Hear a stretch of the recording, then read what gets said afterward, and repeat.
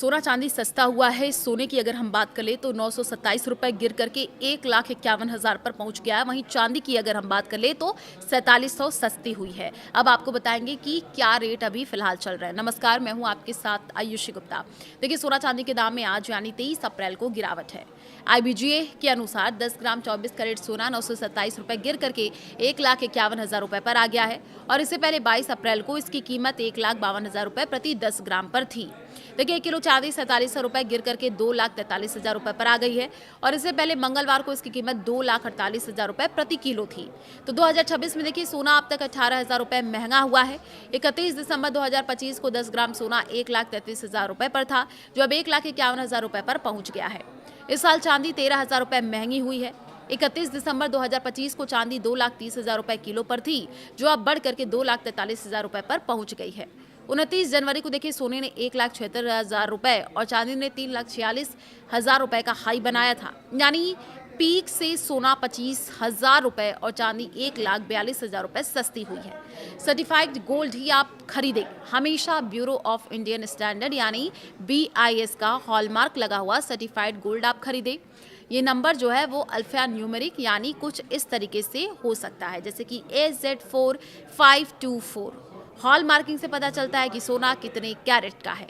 कीमत क्रॉस आप जरूर चेक कर ले। देखिए, सोना का सही वजन और खरीदने के दिन उसकी कीमत कई सोर्सेज जैसे IBGA की वेबसाइट से क्रॉस चेक कर ले। सोने का भाव 24 कैरेट, 22 कैरेट और 18 कैरेट के हिसाब से अलग अलग होता है।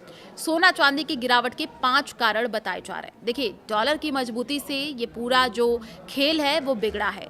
सोने की कीमतों पर सबसे बड़ा दबाव अमेरिकी डॉलर की मजबूती से आया है। डॉलर इंडेक्स में करीब 0.15% की बढ़त दर्ज की गई है, जिससे गोल्ड पर दबाव बढ़ गया है। दरअसल जब डॉलर मजबूत होता है तो सोना महंगा हो जाता है, जिससे इसकी मांग घटती है और कीमतें नीचे आती हैं। तो एक और बड़ी जानकारी आपको दे दें कि देखिए, जिस तरीके से लगातार सोने चांदी के दाम बढ़े हैं, इसको लेकर के भी पिछले साल हमने देखा कि किस तरीके से जो है सोना चांदी के दाम बढ़े कम हुए, लेकिन इस साल की शुरुआत में भी यही देखने को मिला है। अब देखिए, कच्चे तेल में जो उछाल हुआ है उसकी भी हम बात करेंगे, किन लोगों को बड़ा फायदा भी हुआ है। तो एक कच्चे तेल में उछाल देखिए, ब्रेंट क्रूड की कीमतों में 2% की तेजी के साथ $103 प्रति बैरल के ऊपर पहुंच गया। तेल की कीमत बढ़ने से डॉलर की मांग बढ़ती है, क्योंकि ग्लोबल ट्रेड ज्यादातर जो है डॉलर में होता है और इसका जो सीधा असर है वो सोने पर पड़ा। कीमतों में गिरावट आ गई।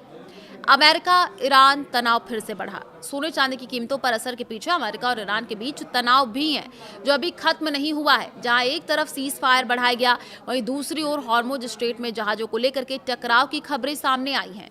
दोनों देशों के बीच प्रस्तावित बातचीत भी नहीं हो पाई, जिससे अनिश्चितता और भी बढ़ गई है।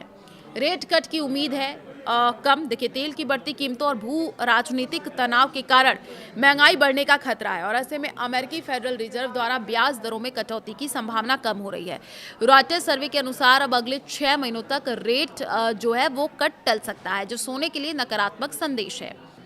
और एक जानकारी आपको बता दें कि हमने देखा कि किस तरीके से युद्ध के बाद से सोना दबाव में, जो 28 फरवरी से शुरू हुए अमेरिका ईरान तनाव के बाद से घरेलू बाजार में सोने की कीमतें 4% से ज़्यादा गिर चुकी हैं। हालांकि इसके बावजूद सोना इस साल के सबसे बेहतर प्रदर्शन करने वाले एसेट्स में बना हुआ है। शॉर्ट टर्म दबाव की बात करें, लॉन्ग टर्म मजबूती, तो देखिए, इस साल अभी तक जो है सोने ने करीब 14% का रिटर्न दिया है, जबकि पिछले साल इसमें 75% की शानदार तेजी आई थी। और इसके मुकाबले निफ्टी 50 इस साल अब तक करीब 7% गिर चुका है, जिससे सोना निवेशकों के लिए अभी भी सुरक्षित विकल्प जो है वो बना हुआ है।